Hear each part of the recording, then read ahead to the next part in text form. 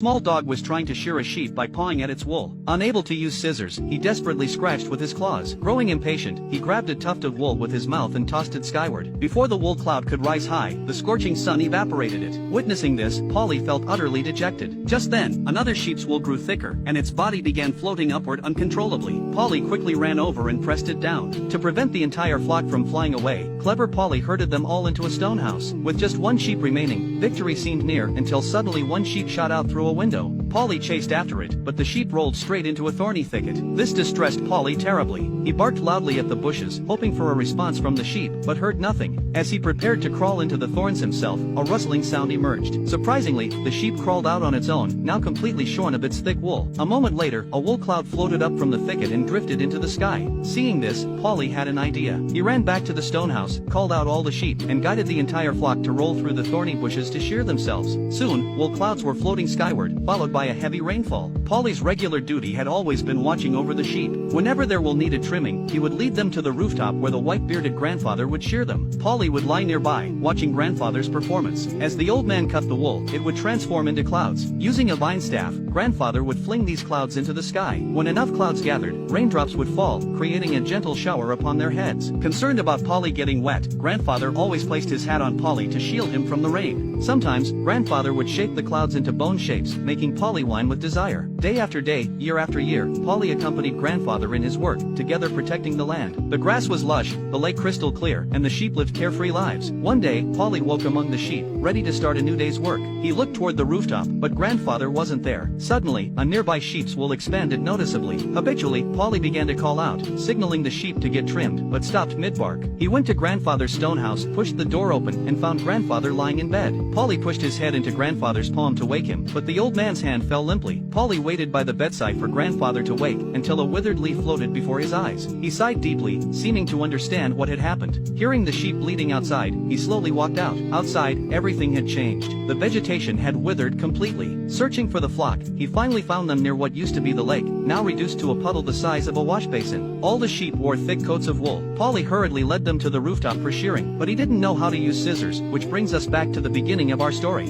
After trying countless methods, he finally discovered the effective solution, using the thorn bush to shear all the little sheep. As wool clouds rose into the sky, heavy rain soon followed, nourishing the parched land. Life began to flourish once more. Though grandfather was gone, the land he deeply loved remained. From that day forward, Polly continued to protect this piece of earth in grandfather's place.